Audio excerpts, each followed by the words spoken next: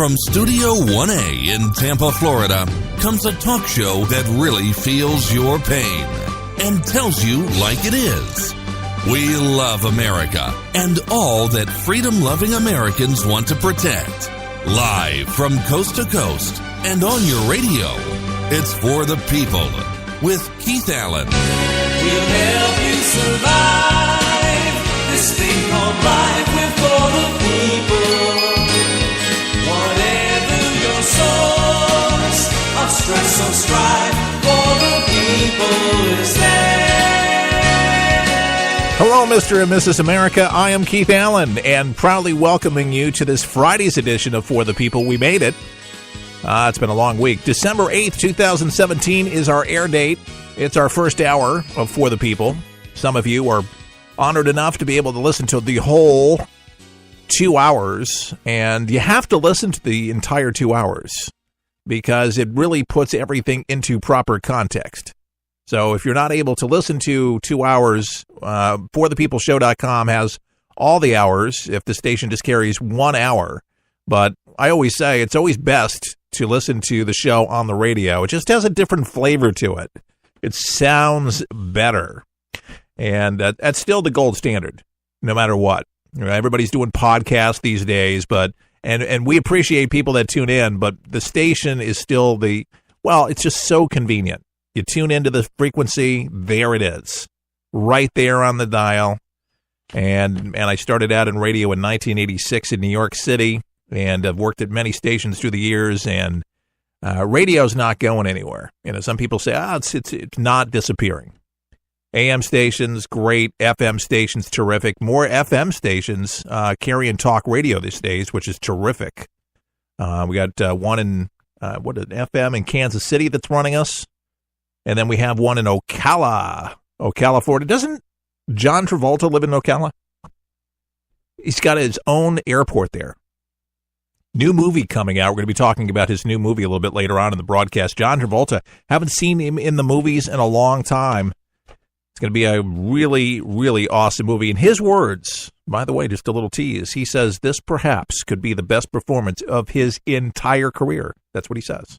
Until another one comes along. But up until this movie, he says he thinks this is the best, bar none. So it's going to be great. Breaking. This is breaking news right now coming in. Another famous director is being accused of allegedly raping, not a woman, but raping an underage boy. It's Bryan Singer, by the way. Bryan Singer, if you don't know who he is, he's a celebrated director of many popular movies, including X-Men and Spider-Man Returns. Now, he's being sued for allegedly raping a 17-year-old boy in 2003. Cesar Sanchez Guzman claims that he was sexually assaulted by Singer on a yacht in Seattle, and he said that he was attending a party when Singer offered him a tour of the yacht. And after luring him, as he says, into a cabin, Singer forced Sanchez Guzman into oral sex and then committed other sexual acts according to the lawsuit. He then told Caesar that no one would believe him if he ever reported the incident, and that he could hire people who are capable of ruining someone's reputation, the lawsuit says. And the suit alleges that Singer later told Sanchez Guzman that he could help him with his acting career. Of course he could. Just do some things for me. Singer has been fired from the Queen Biopic, I guess a project that he was working with, Rhapsody, this week after being absent from production, spurring some rumors that he was the next to be hit by sexual harassment claims. Yep, this is the aftermath, folks. More aftermath in Hollywood, more purging, and more senators biting the dust. Don't we have that song on cue? Oh, yeah, another one bites the dust. It's like every single day, somebody is, I'm serious, there it is, Queen, boom.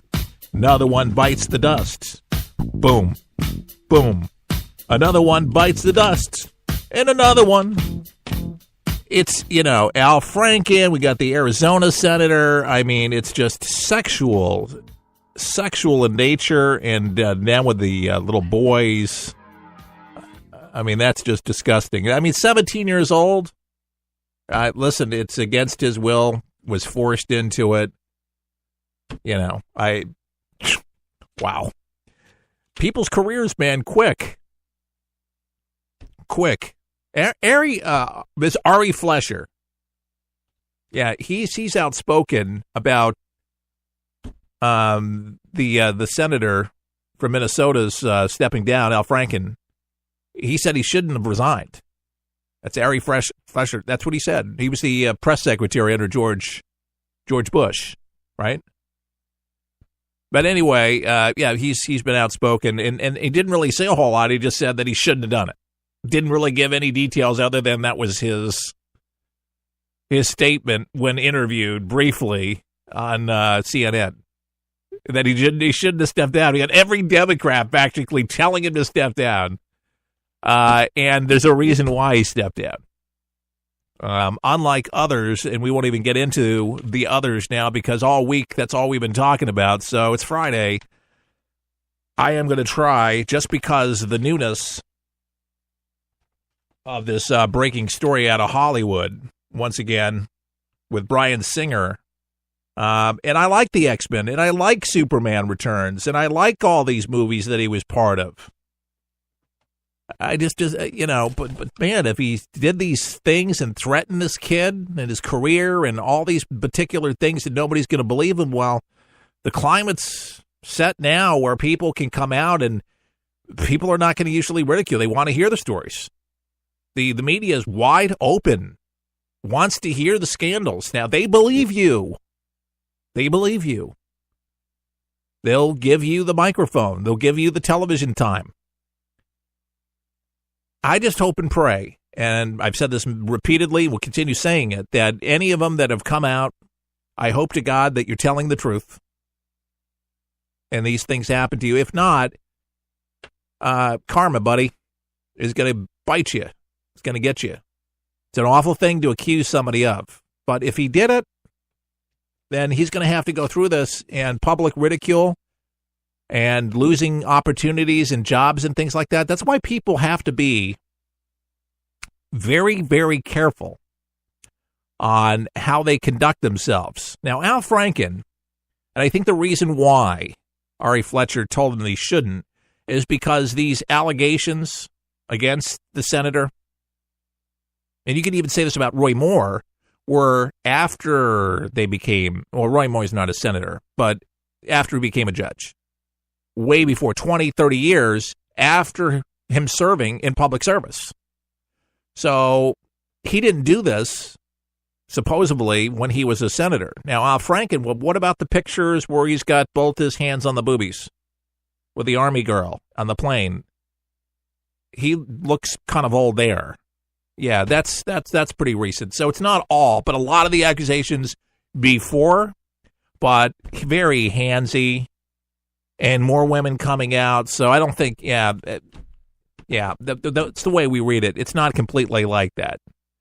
Yeah, he was very grabby, very pushy. He was senator, still doing this kind of stuff. And more women are supposed to be coming out, even after he's resigned, to tell their stories. I mean, there should just be a whole magazine now of sexual exploits of, politicians. And what was the Ashley Madison thing? Where there was all these Washington elites that were caught, a couple years ago? All their addresses and their names and all that stuff was, somebody broke in and found all that information. And it was pretty damning information on who used those services, et cetera, et cetera. But surprised. To me, what you do in the bedroom's your business, but when you push yourself on somebody else and you threaten somebody else, push your way to have your way, and then threaten, that's just wrong. And that's rape. That's pushing your weight around, and that's abuse. It's abusive, and that's just wrong, and there should be no place. It is civilized, if we consider ourselves to be a civilized society.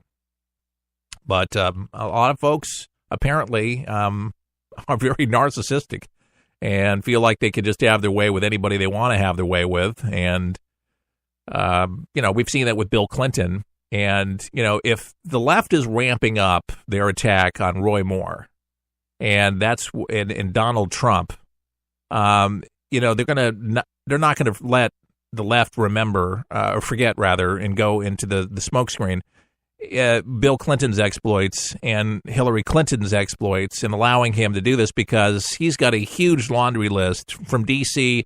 all the way to Arkansas and hundreds of women. So if they want to pull women out of the closet for years past, okay, because they can do it with Roy Moore, 20, 30 years worth, well, trust me, there's women that would come out of the woodwork to testify these days against Bill Clinton. There would be hundreds. We had his brother, Roger Clinton, on this broadcast several years ago on For the People when Chuck was the host of it. And we'll never forget it. He came into the Telford Hotel and he was telling the stories of him and his brother doing cocaine on the governor's mansion's desk in Arkansas. And he says, "You didn't know?" He said, "My brother has a nose like a vacuum cleaner." And Chuck was like, "How do you mean?" He says, "Well, why do you think my brother's nose is always red?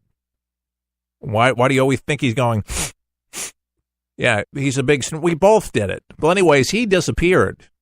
I mean, when was the last time you heard the name Roger Clinton? He's on some island where the Clintons have set him up and told him never to talk again.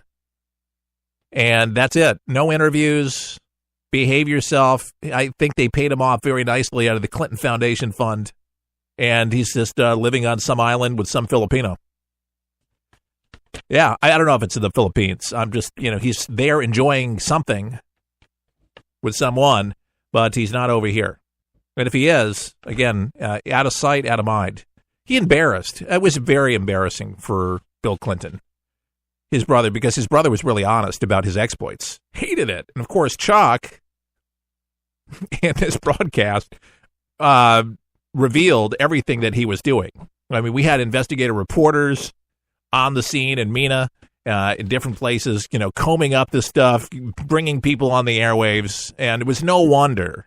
It all kind of makes sense now why they sent the UAW crew in to shut off the People's Radio Network, because they had so much dirt on Bill Clinton and knew how south the country was going to go as a result of GATT and NAFTA.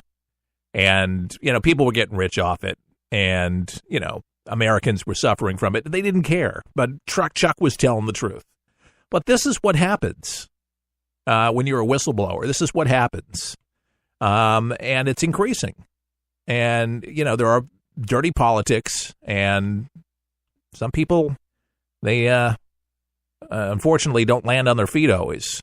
And that was the sad plight of Chuck Harder with For the People, with his broadcast, why he was shut down and why he wasn't able to really get back on the radio again, besides some health issues. But, when you lose, over 500 plus radio stations, just like that, it's really hard to gain them back.